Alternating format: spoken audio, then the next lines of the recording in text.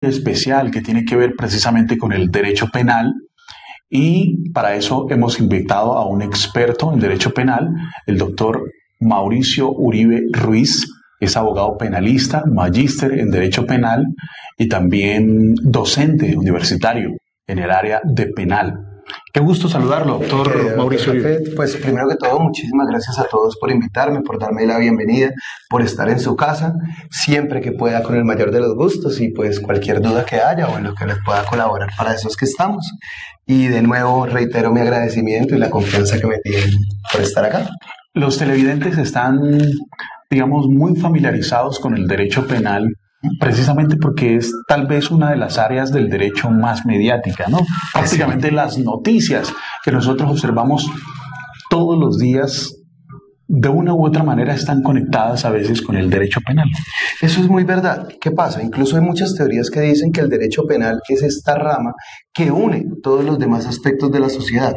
Muchas veces nosotros creemos que es que el derecho penal solo está para esas personas lejanas que pueden llegar a querer cometer delitos y afectar a los demás, pero no nos damos cuenta que muchas veces en nuestro trabajo, en nuestras acciones diarias, nosotros podemos afectar a los demás. O también, muchas veces en negocios privados o en muchos ámbitos nos afectan a nosotros y nosotros creemos que el derecho penal no nos protege. Y ese es un error. Realmente el derecho penal está ahí es para proteger a las personas de la sociedad. Imaginémonos el derecho penal como esa rama que está para decir, mira, hay cosas que se permiten y hay otras cosas que si permitimos, la sociedad se acaba. Y ahí es cuando el derecho penal entra, para poder nosotros seguir viviendo en una sociedad que se adecue a las normas y que respete la integridad y los derechos fundamentales pues, de todos sus ciudadanos. Y en una sociedad como la nuestra, donde hay indudablemente crisis de valores, hay personas que les gusta estar al borde del derecho penal, al borde. No, entonces eso hace que sea muy curioso, interesante, ¿no? Es muy interesante, sobre todo, por ejemplo, pues, sin llegar a pronunciar nombres y demás. Tenemos un caso de un empresario que él se ha lucrado y se ha hecho millonario estafando a personas por medio de contratos civiles y consigue pues estos abogados que lo que dicen es, no, mire, es que como usted firma un contrato, el derecho penal no puede hacer nada y como esta empresa ya se liquidó, entonces usted perdió su plata, desconociendo que el derecho penal es para proteger eso. Es decir, el derecho es lógica, es sentido común. Las personas no pueden estar lucrándose indebidamente y creer que el Estado no está para protegerlos. La justicia no es solo para el de a pie, es para todos.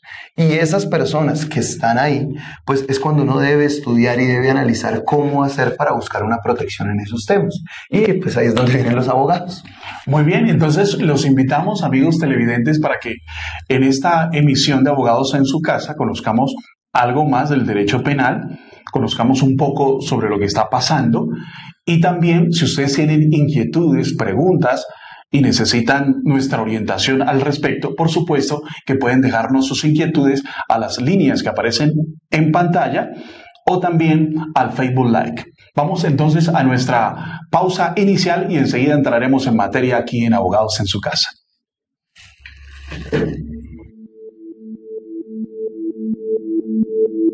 Bienvenido a la evolución de la televisión. Sirius TV+, la televisión a un solo clic. Usted podrá acceder al mejor contenido de televisión online nacional e internacional, con más de 41 canales, películas y contenidos de alta definición, el cual podrá disfrutar a través de su móvil, tablet, PC o televisor, con este dispositivo en la comodidad de su casa. ¿Te gustaría implementar Sirius TV+ como proveedor de Internet? Es así de fácil. Debes tener un canal de Internet de alta capacidad y descargar los contenidos mediante 2 servidores que son suministrados por nosotros, los cuales estarán configurados para que se puedan transmitir los contenidos que se encuentran alojados en nuestra central de contenidos. ¿Cómo funciona? Nuestros contenidos se encuentran en una nube privada, donde el proveedor de servicios se conectará vía Internet y descargará los contenidos a los servidores a través de la red del proveedor de Internet, la cual podrá ser implementada con un bajo costo. Finalmente, usted obtiene una propuesta innovadora, fácil, flexible, económica y funcional para sus clientes, a través de la nube y con un retorno de inversión garantizado. Visita nuestro sitio web y agreguémosle valor a su servicio. Sirius TV+, la televisión a un solo clic.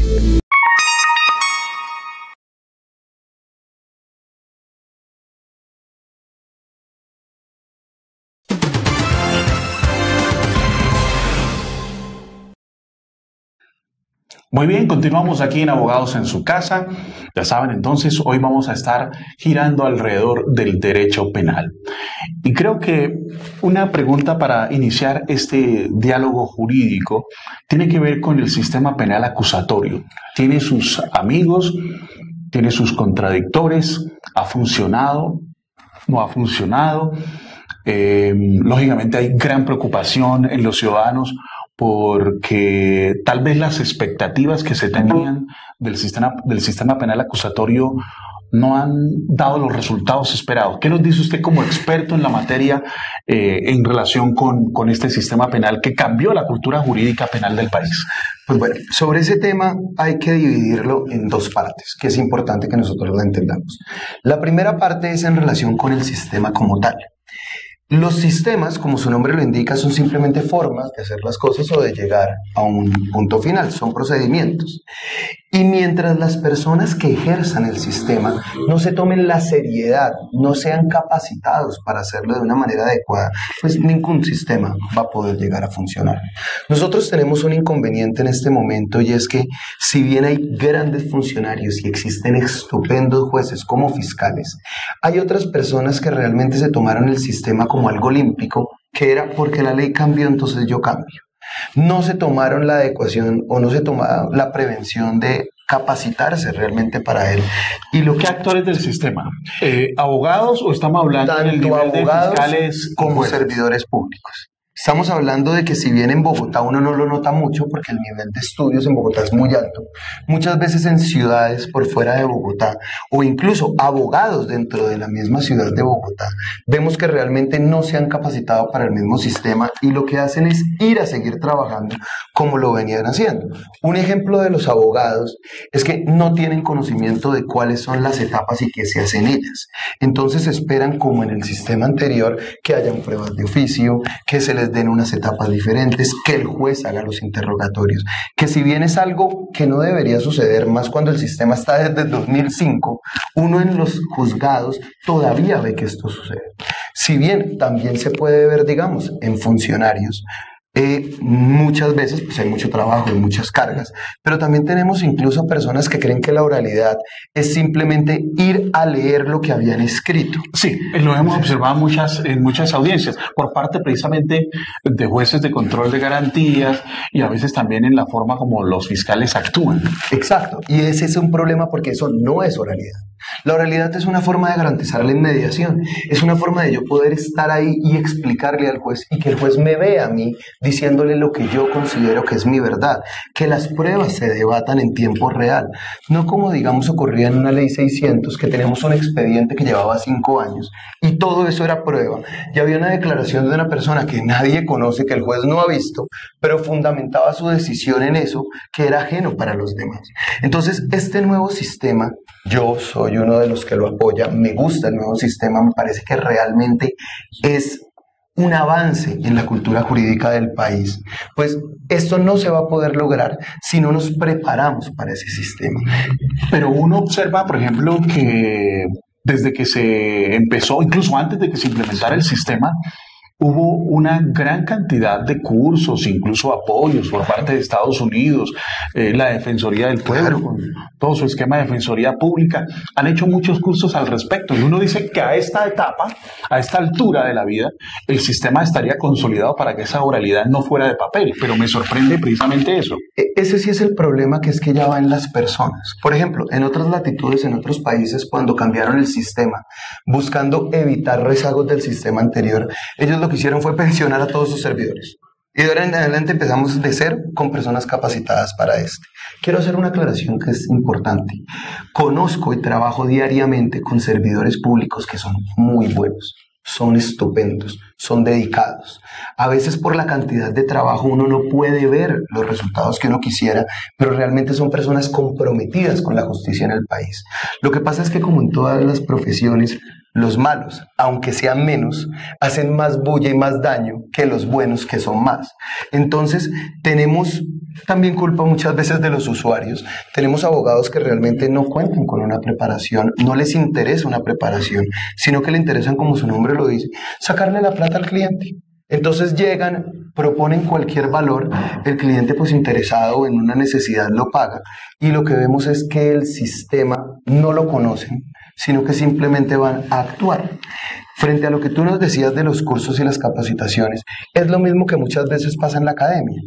Tenemos los cursos, tenemos las herramientas, pero las personas a veces van por cumplir, no por atender. No lo aprenden, sino que simplemente lo escuchan. Y eso es lo que ha pasado muchas veces. Me parece muy interesante lo que usted acaba de plantear, mi querido doctor Mauricio Uribe, porque es que la oralidad no solamente se ha estado implementando en el sistema penal, sino en otros ordenamientos, por ejemplo, a nivel administrativo, a nivel laboral, incluso en civil, con el Código General del Proceso. Quiere decir que definitivamente, aunque queremos que la oralidad sea algo estructural en el ordenamiento jurídico colombiano, la cultura de ese derecho escrito definitivamente está tan impregnada en los abogados que va a ser muy difícil. ¿Cuál sería entonces la forma de solucionar eso? No, yo no estaría de acuerdo con ese punto. Yo creo que el paso a la oralidad es adecuado. Y sí creo que tenemos muchos abogados y tenemos una adecuada estructura para implementarlo. La crítica que se estaba haciendo en este punto era referida a que el problema no es del sistema, es de los que lo ejercen. Mientras que los abogados y los funcionarios que manejen el sistema no se tomen en serio la oralidad por lo que es, no entiendan el principio de oralidad, la oralidad realmente no va a poder aplicar en Colombia. Pero ¿qué sucede? En muchos casos y en muchos lugares sí se aplica. No porque el sistema sea bueno o malo, sino porque las personas son las que lo aplican. Para poner un ejemplo, nosotros creemos que la oralidad es improvisar. Y no hay nada más contrario a eso. La oralidad, a diferencia de lo escrito, implica un conocimiento adecuado de todo el caso y un conocimiento adecuado de la normatividad, puesto que como todo lo estamos haciendo en audiencia y nos estamos enterando ahí, pues entonces uno debe poder reaccionar ante las sorpresas, uno debe poder reaccionar ante las solicitudes de la contraparte. En el escrito, donde incluso era más tiempo, porque entonces se hace una petición, a mí me la envían por escrito, ahí está limitada. Yo tengo 5 días para revisar, para escribirla, después para presentarla mientras se corren traslados. Pues eso genera que yo no necesite la preparación que la oralidad exige. Por eso la oralidad en cualquier sistema, civil, comercial, penal, agrario, requiere mayor preparación, mayores estudios que la escritura, donde uno puede siempre referirse o tener el tiempo para ir analizando otras cosas.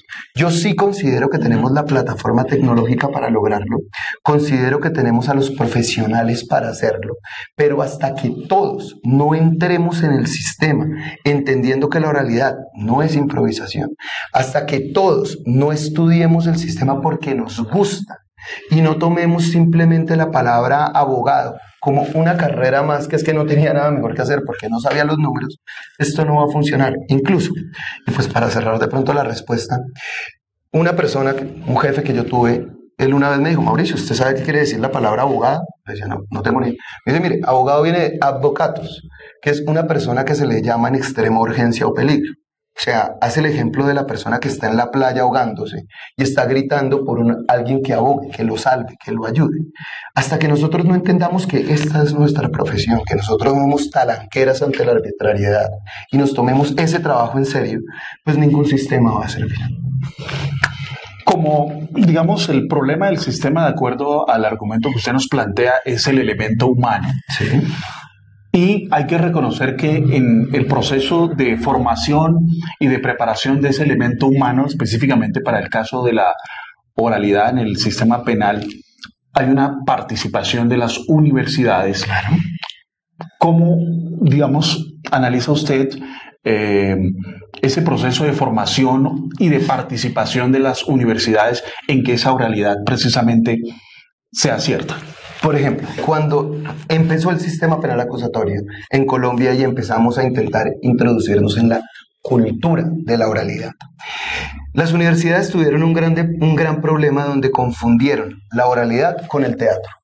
Y entonces para enseñar oralidad empezaron a llevar profesores de teatro, de danza, de educación de la voz, de educación de la voz, ¿no? que Incluso actores, ¿no? Incluso actores, que si bien pueden ser elementos para uno llegar a ser más carismático, nosotros no estamos en una profesión en ese estilo. Nosotros convencemos con la fuerza de nuestros argumentos, no porque soy más delgado, más bonito, uso trajes más caros o más baratos. Ese no es el punto del derecho. Uno se concentra en el caso, no en los medios. Hay personas que litigan de esa manera, pero ese no es el fin del derecho. Es más, eso se puede decir que contamina la profesión y hay muchos escritos sobre juicios mediáticos. ¿Qué es lo que tiene que hacer una universidad? Que muchas lo hacen porque me consta. Primero, concentrarse en que los elementos jurídicos son los fundamentales y es lo más importante. Segundo, entender la oralidad como una forma de inmediación con las pruebas y de desarrollo del proceso para imprimirle celeridad y justicia al proceso. No nos digamos mentiras, es mucho más adecuado valorar a un testigo si él me está contando lo que le consta y yo le puedo hacer las preguntas, que después la contraparte que está ahí le puede hacer las preguntas, que si a mí me llega un escrito de hace 3 años en un arrume de papel de más de 10.000 folios y se le pide al juez que cada una de estas pruebas las tome como ciencia cierta. Es decir, la oralidad es otro principio, en una carrera donde los principios es lo fundamental. Si nosotros como abogados no nos hacemos parte de los principios que tiene el Estado, que tiene un Estado social y democrático de derecho y que exige nuestra profesión, pues nunca vamos a poder materializar esos elementos de justicia, esos elementos de solidaridad, esos elementos de igualdad que la Constitución pregona. Muy bien. Tocó hace un momento un punto que vamos a desarrollar más adelante que tiene que ver precisamente con esa justicia mediática, ¿sí? Y esa justicia espectáculo que de una u otra manera se ha estado conectando con el nuevo sistema, hasta qué punto ha traído algunas consecuencias positivas y negativas en el caso colombiano, pero esa respuesta precisamente luego de unos mensajes importantes. Estamos viendo TV3, Televisión Alternativa. De Comunicamos Más, te damos más. Una empresa 100% colombiana.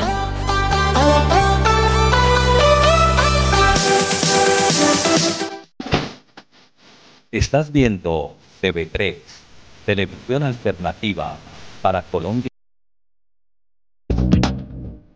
¿Qué tal, amigos? Soy Lady Ortega y estaré con ustedes este y todos los sábados de 2 a 5 de la tarde en nuestro programa Talento Musical, donde tendremos a muchos artistas invitados y estaremos compartiendo con ellos de su vida, de su música y muchas sorpresas más.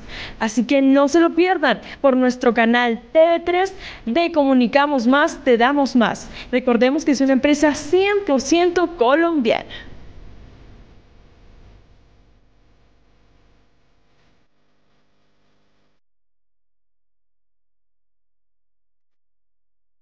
Bienvenidos, unimos ESP y Piales Nariño a la familia de la plataforma Sirius TV+, a disfrutar de los contenidos más variados en streaming, franjas nacional, deportes, cine, musicales entre otros.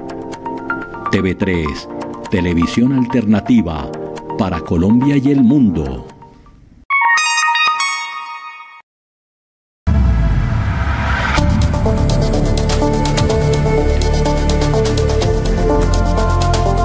Hola, soy el Mago Máximo. ¿Te gusta la magia? Pues bien, nos vemos este y todos los miércoles a partir de las 7 de la noche, aquí, Sin Truco, un programa lleno de mucha magia, invitados, sorpresas, truco de la semana, solo aquí por canal TV3, Televisión Alternativa. Recuérdalo bien, Sin Truco.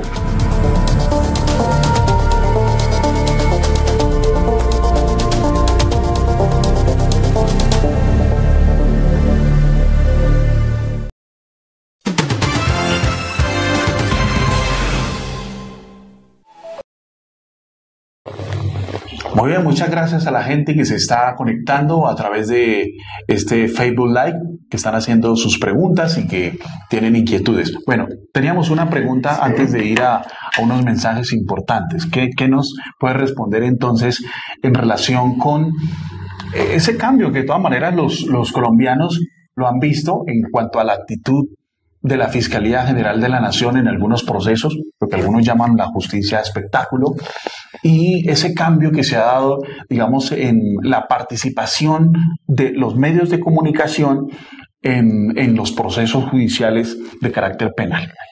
Ahí hay que hacer varias distinciones y es importante separar las cosas.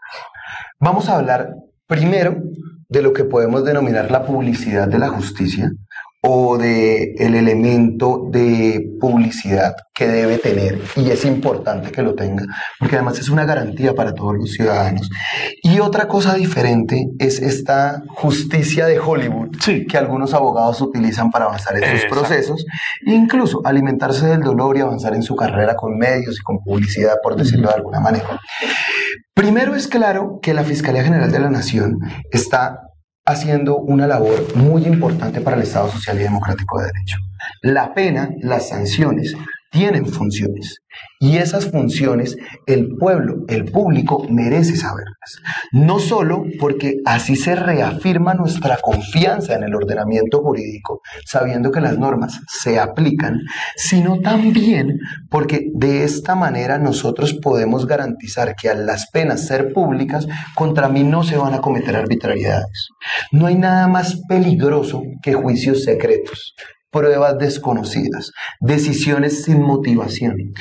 Todos los ciudadanos tienen que poder reafirmar su creencia en las normas y en la ley del país a través de la publicidad de las decisiones.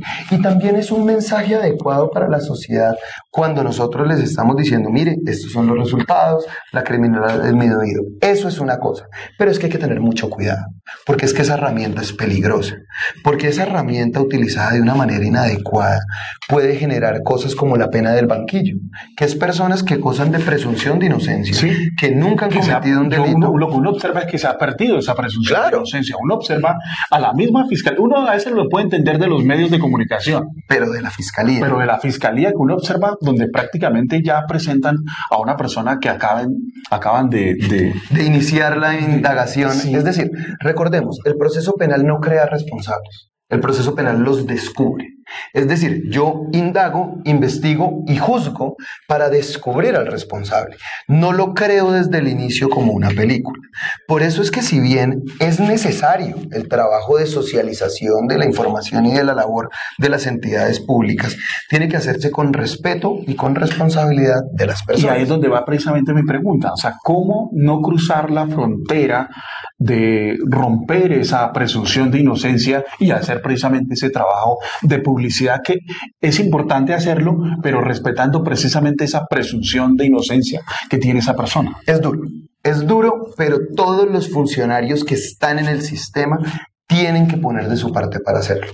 Primero, nosotros no podemos buscar que porque me den flores en mi gestión, yo empezar a hacer comentarios o dar informaciones que van ajenas a los principios. Es decir, una cosa es un informe adecuado frente a qué ha hecho la Fiscalía, y otra cosa es simplemente ir a decir, mire, lo que pasa es que nosotros encontramos a este sujeto y sabemos que él es cuando estamos iniciando. Adicionalmente, los procesos tienen reserva, y esa reserva se hace no solamente para proteger la investigación, sino que también es una parte para poder proteger a las personas que están investigadas en él.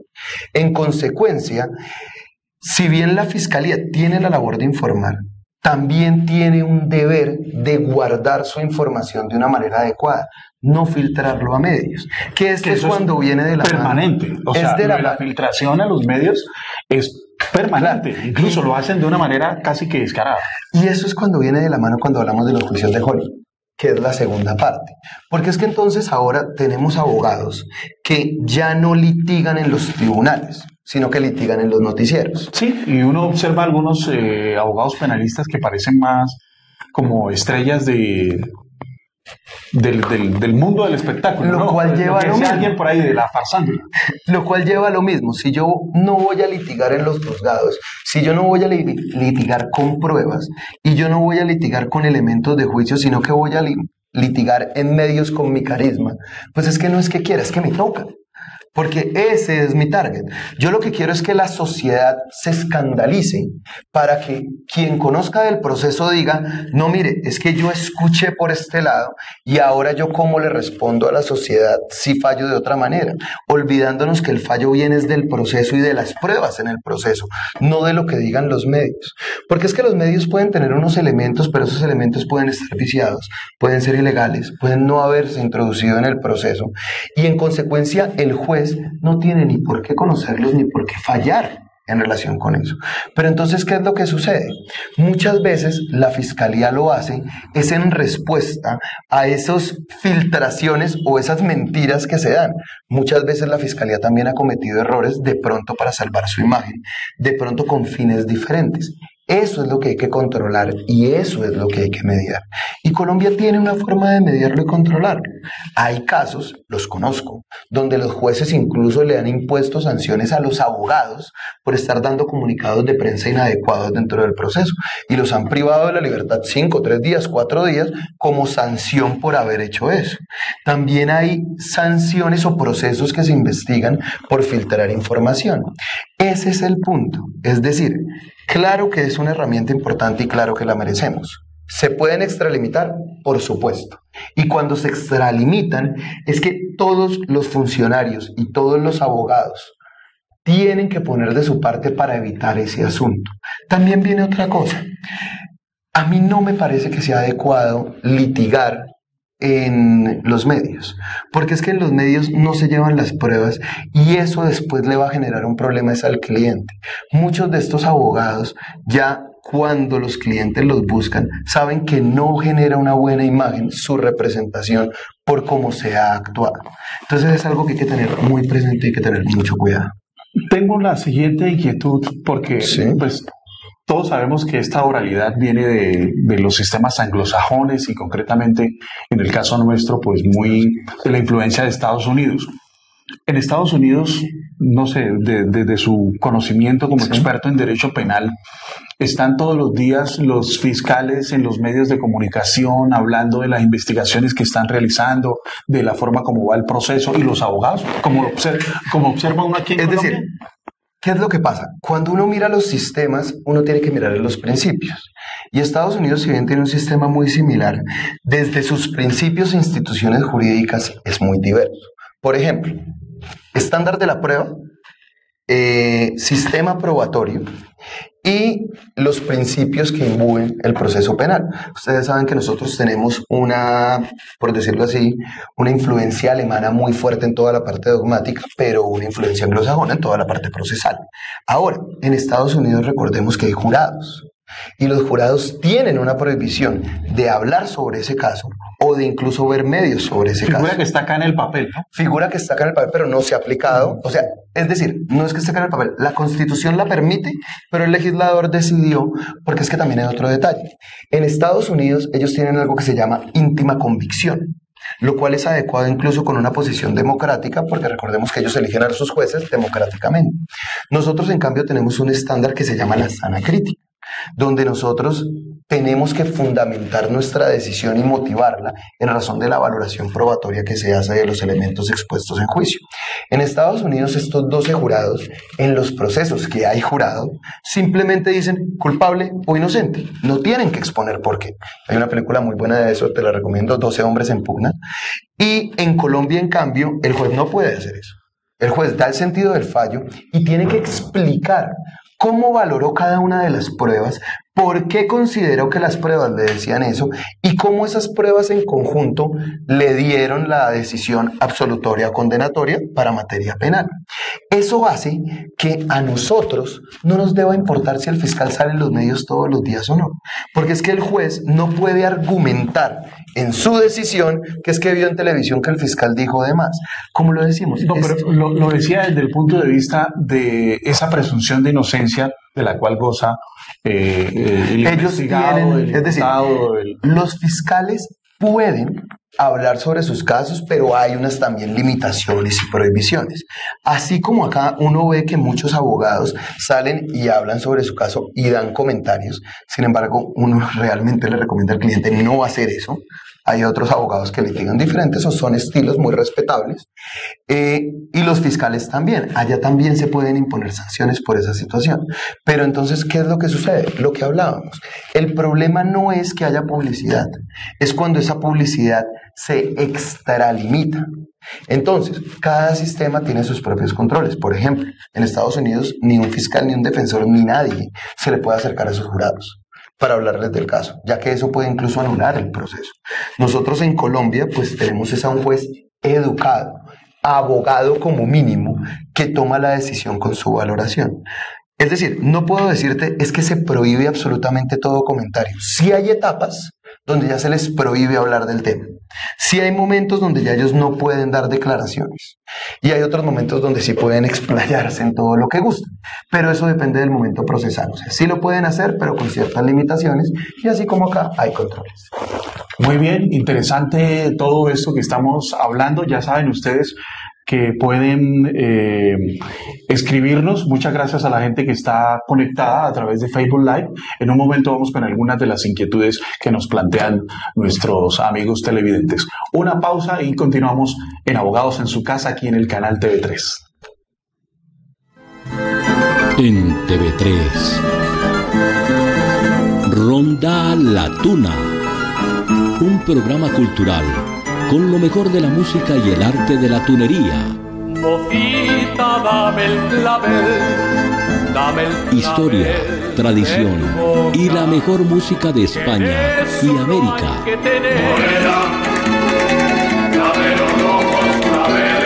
Ronda La Tuna, por TV3, televisión alternativa, viernes de 7 a 8 de la noche. Apreciados usuarios, para efectuar los pagos de sus obligaciones de televisión y o internet, acérquese a una de nuestras oficinas de Comunicamos Más.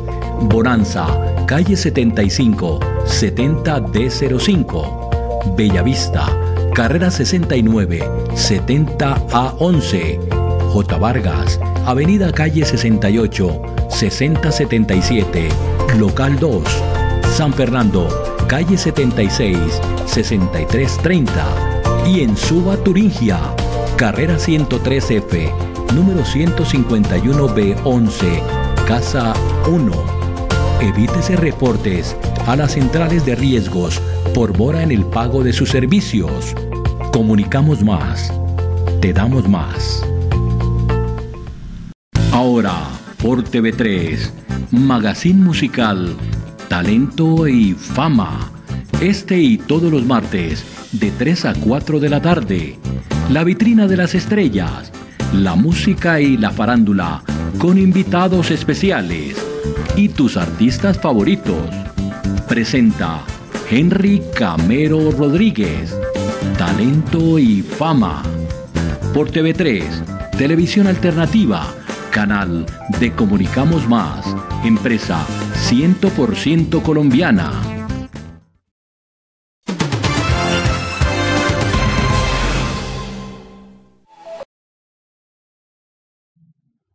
Continuamos aquí en Abogados en su Casa, hoy hablándoles de un tema que nos interesa a todos, que tiene que ver precisamente con el derecho penal, y hemos estado tocando áreas muy importantes y creo que necesitaríamos muchos programas para profundizar en muchas de las áreas y de las aristas que hemos tocado.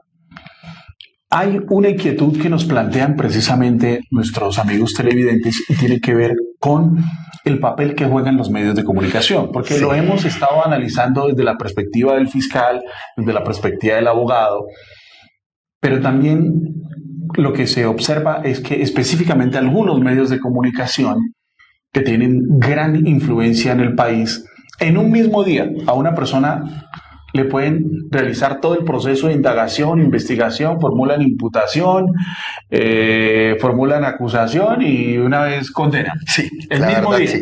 Entonces, la pregunta es, bueno, ¿dónde queda esa presunción de inocencia? Es más, y si se necesita entonces que también haya una educación a los medios de comunicación o a los conductores de los medios de comunicación en ese aspecto. es más, hemos llegado al punto para corroborar lo que estabas diciendo, donde es que los medios incluso han llegado al punto de creer que la medida de aseguramiento es la condena o la absolución. Exacto. Entonces tenemos jueces que no imponen la medida porque no tiene sentido, no procede y salen todos los medios a satanizarlos, que es precisamente lo que hablábamos de las consecuencias de la justicia mediática. Porque entonces ya los jueces no se ven responsables por sus decisiones, sino por lo que personas que no tienen ni idea del sistema. Lo que diga el periodista, que ni es lo que ni idea. Está pasando.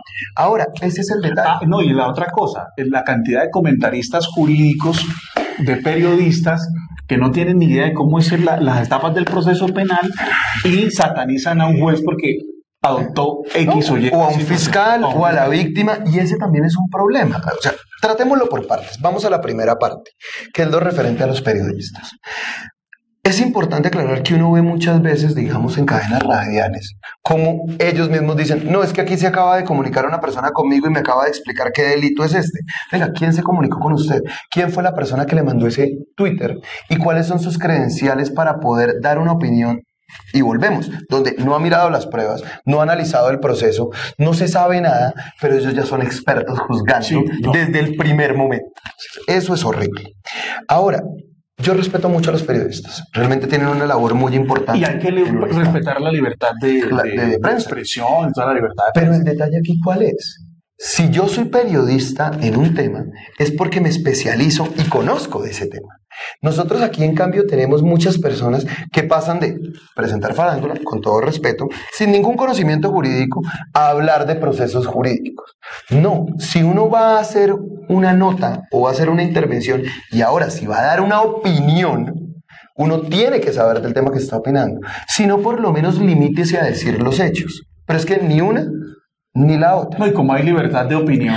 Es que ese es el problema. Encuentra periodistas que con lo que dicen le acaban la vida a una persona. Fácilmente. Le acaban la honra, ya lo condenaron, ya es el peor delincuente. Hay un científico muy famoso, Neil deGrasse Tyson, que estaba haciendo referencia a un rapero en la época de las elecciones norteamericanas de George Bush y Hillary Clinton, frente a la tendencia que salió de que la gente creía de que la Tierra era plana y de que la NASA estaba haciendo una teoría de conspiración porque la Tierra es plana.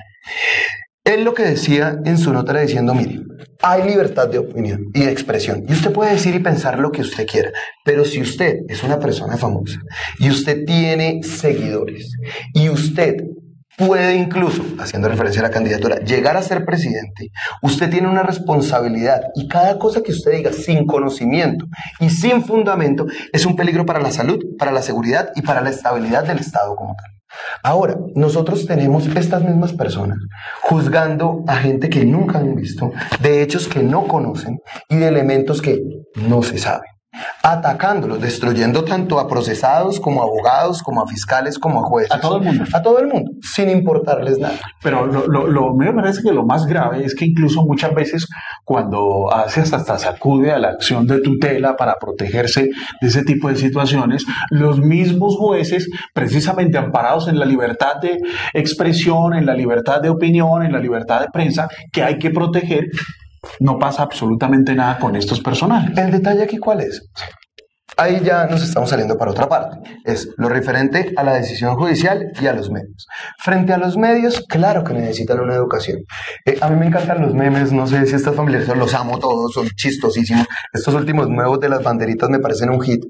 Pero hay memes en todo sentido intentando explicarle a las dos cadenas más grandes de televisión del país cuál es la diferencia entre denuncia y demanda. Y esta es la fecha y no la edad. Que lo tiene claro un abogado, pero... No, lo tiene claro cualquier persona por los memes, sí, excepto los que están dando. Yo no sé si ya es una estrategia de marketing, porque cada vez que se equivocan lo pasan por todos los medios, pero el caso. Primero, entonces, claro que necesitan educación, porque si alguien a mí me está dando una noticia del conflicto en Medio Oriente, yo espero que por lo menos sepa la geografía del sitio para que pueda dar una noticia adecuada. Aquí nosotros tenemos personas que la única relación que han tenido con la justicia son las novelas colombianas o internacionales que hablan sobre abogados, y eso no es conocimiento jurídico. Primer punto. Frente a la decisión de los jueces, para uno poder juzgar una decisión, y haría ya un mal en satanizar a un juez sin mirar los elementos, pues estaría yendo para atrás de todo lo que he dicho. Hay que analizar cada decisión concreta. Claramente, nosotros no podemos seguir en un país donde personas, ya sea en cualquier escenario, digan mentiras para ganar un punto y eso no tenga consecuencias. Eso es algo que tiene que empezar a analizarse y tiene que empezar a controlarse. Lo que en Estados Unidos están manejando desde hace ya algún tiempo frente a las mentiras que se han dado para poder ganar votos, que igual después no les importa. Entonces, eso es una cosa. Frente a la decisión de los jueces donde no se está de pronto respetando la libertad de expresión o se exceden en el respeto de la libertad de expresión, facilitando incluso algunas conductas punibles, eso sí es algo que habría que mirar en cada caso, pero sí hay una cosa. Yo tengo la libertad de pensar lo que yo quiera y yo tengo la libertad de expresarme, pero eso no indica que yo no sea responsable de lo que yo digo y yo no sea responsable de lo que yo expreso. Yo no puedo ir por el mundo dando opiniones siendo mi única defensa es que es mi opinión, porque si con mi opinión, fundamentado en mentiras, yo destruyo la honra, la integridad o la seguridad de una persona, pues claramente yo debería responder por lo que mi opinión dijo. Incluso tenemos delitos como la injuria y la calumnia que atacan eso. Que en muchas ocasiones se han quedado igualmente tristemente en el papel. Entonces, digamos, ¿creería usted que la Corte Constitucional, en su jurisprudencia sobre estos temas, necesitaría ser más precisa? Porque es que precisamente tanto garantismo de la Corte Constitucional de esa libertad de expresión y libertad de prensa sin ningún tipo de consecuencias, de una u otra manera, está generando una extralimitación ya preocupante. O sea, porque es que a uno le duele que definitivamente se acabe la honra de una persona en un segundo con un comentario en radio o en televisión. Mira, te soy totalmente honesto. Las Cortes, las altas Cortes, es la institución que yo más respeto en este país. Desde que estaba en consultorio, y si bien han recibido ataques últimamente, hay que analizarlos. Pero mi respeto por ellas desde lo jurídico es absoluto. ¿Creo que han cometido errores? Sí. Estoy convencido de que muchas de sus decisiones no han sido adecuadas, y no frente a mi opinión, sino frente a la opinión de la doctrina y de sus mismos pronunciamientos. Hay manifestaciones que ellos han hecho que contradicen incluso lo que ellos han propuesto. Pero entonces, ¿qué es lo que sucede? ¿Cuáles serían los extremos acá? Tenemos una opción, y es que la Corte debería ser más rigurosa o de que la Corte debería ser más laxa. No. La Corte debería ser adecuada frente a los temas que trata y según lo que trate. Porque es que recordemos que incluso una de las exigencias de la misma Corte hacia sus jueces es que sus argumentaciones deben ser perfectas. Y no perfectas en el sentido de lo que no es humano, sino perfectas en el sentido de adecuadas, donde la motivación de su decisión se exprese, creo que usan la palabra de manera excelsa, sus ideas y sus argumentos. Eso es lo que uno le puede pedir a la Corte. Uno lo que le puede pedir a la Corte es, no sea más riguroso, sea más laxo, sea adecuado con el tema que está tratando. Y en cada decisión, tómese el tiempo y tómese las herramientas que necesite, porque es que ustedes, mal o bien, cada vez que hablan, están dando un giro a las normas del país y a la vida de los ciudadanos, que si nosotros no somos conscientes de eso, pues vamos a llegar a un punto donde los derechos fundamentales, por respetarse tanto, se dejan de respetar. Entonces, eso es lo que me parece importante ahí. No podría yo decir que ellos deben ser más extremos, porque es que en muchos de sus pronunciamientos hay argumentaciones que de pronto, si bien no estábamos de acuerdo todos, eran necesarias para el país. y uno no puede juzgar desde su punto de vista, sino desde la fuerza de sus argumentos. Entonces, en ese aspecto, creo que aquí lo que nosotros le podemos pedir a la Corte no es nada diferente de lo que podemos esperar de ella para lo que fue creada. Determinar los derechos de los ciudadanos, resolver los problemas que llegan a través de sus casos y de esa manera darnos a nosotros guías de cómo debemos interpretar el ordenamiento jurídico nacional. Muy bien, ya estamos en la recta final y yo creo que es el momento de hacer como una recapitulación muy breve de lo que le hemos planteado a nuestros amigos televidentes en este diálogo jurídico alrededor de lo que pasa en el derecho penal. Se nos han quedado muchos temas que, bueno, ojalá tengamos oportunidad de desarrollarlos en otra oportunidad. Pero bueno, ¿cuáles serían precisamente esas principales conclusiones de lo que hemos estado dialogando hoy en torno a la presunción de inocencia, a la forma como ha evolucionado nuestro ordenamiento jurídico procesal penal, al tema de la justicia mediática y hacia dónde vamos como sociedad, donde el derecho penal pues tiene una gran relevancia? Bueno, lo primero es entender que el proceso penal no es de artistas, no es histriónico, sino que es un proceso reglado con argumentos. Que uno debe entender el derecho penal como un grupo de normas encaminadas para que podamos vivir en sociedad. Y de que todo lo que estamos haciendo es intentando cumplir las normas respetando eso. Cuando recién llegó el sistema, se decía que afortunadamente la oralidad iba a acabar eso de la dogmática y los estudiosos del derecho, y eso no es verdad. Con la oralidad eso se requiere más que nunca. Entonces, lo primero es un mensaje para todos los que trabajamos en esto. Seamos responsables con lo que hacemos.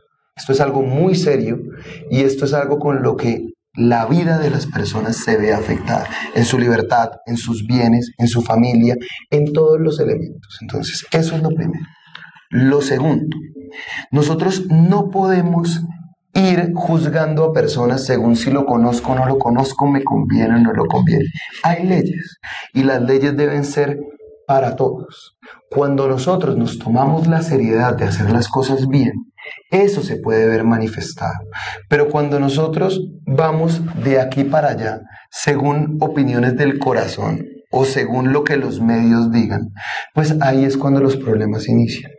En otros países, cuando hay un gran desastre, y pues obviamente no me refiero pues, a países caribeños, y la gente le pregunta, bueno, ¿qué pena debe recibir esa persona? Ellos buscan el código para determinar cuál es la pena que esa persona debe tener. Nosotros, en cambio, empezamos, bueno, pero ¿es familiar mío o no es familiar mío? ¿Qué gravedad hizo? Es decir, queremos ponerle una sanción a qué persona. Y eso no funciona de esa manera. Debemos entender que el derecho son unas normas para vivir en comunidad y deben respetarse. Como tercer elemento, frente a los juicios mediáticos que tocamos ese tema, cada quien trabaja de la mejor manera posible y como lo considera de la mejor forma. Y esto simplemente es para los abogados y servidores judiciales si en algo yo puedo aportar con mi experiencia. Nosotros nos debemos es al proceso, no nos debemos a los medios. Nosotros no vamos a juicios para ser los grandes actores o que nos vean y nos reconozcan. Nosotros vamos a los procesos para materializar la justicia y una de las ramas. De esa manera debemos enfocarnos en eso, en las pruebas, en la ley, en la norma, para así poder estar tranquilos de que las decisiones que se toman sean jurídicamente adecuadas frente a los puntos que se manejan. Y finalmente, frente a lo de los derechos fundamentales, la Corte es un faro que nos ayuda a nosotros a entender cómo debemos interpretar las normas y cómo debemos interpretar los derechos. Pero es que nosotros estudiamos es para poder tener opiniones sobre ese tema, para que si la Corte de alguna manera estamos en desacuerdo, poder exponer porque estamos en desacuerdo y a futuro cambiar eso para generar un país más justo, más equitativo, un país mejor. Las revoluciones reales se generan es así, con las ideas, con el cambio de los derechos para que personas que antes no tenían o derechos que antes no cubrían, pues se extiendan en ese punto. Y entonces, si bien nosotros necesitamos fundamentarnos en ellos, eso no quiere decir que tenemos que estar de acuerdo. Pero si estamos en desacuerdo, tenemos que saber por qué estamos, tenemos que dar los argumentos, tenemos que exponer las situaciones, que es lo mismo que un juicio. En toda nuestra carrera nosotros nos dedicamos a eso. Tenemos una contraparte que plantea una hipótesis y nosotros tenemos una hipótesis diversa, porque pues si es la misma no habría proceso. Creo que eso sería pues para redondear el tema. Muy bien, y ya en este minuto que nos queda a manera de reflexión, hay algo que yo insisto siempre y de una u otra manera orienta gran parte de las cosas que hago, y es que hay que trabajar en ser mejores seres humanos, en construir un mejor ser humano, y de esa manera podemos construir un mejor país. Desde el derecho penal, ¿cómo se puede trabajar en la construcción de un mejor ser humano en Colombia? Eso es muy personal. Como conclusión. Honestamente, eso es muy personal, y eso sí, cada quien lo ve, depende de lo que para él sea mejor persona. Yo creo que algo que nos tiene, qué pena el término, fregados, es que nosotros asumimos que la persona es mejor por qué carro maneja, por cuánta plata tiene, por cuánto le entra. Y ese es mejor ser humano. Exacto. Y ese es el problema. Yo creo que busquemos siempre no hacerles daño a los demás y siendo lo mejor que yo puedo hacer en lo que yo me dedico. Si yo soy abogado, lo hago porque entiendo qué quiere decir eso y porque quiero cumplir con esa finalidad. Si yo me dedico a trabajar en el periodismo, hagámoslo adecuadamente, no para conseguir rating, no, sino para poder crecer. Es decir, vivamos el cambio que queremos ver en el mundo. Muy bien. Muchas gracias, doctor. Querido doctor Mauricio, gracias por invitarme. Y a ustedes. Y a ustedes también por estar conectados con nosotros. Sigan con Canal TV3.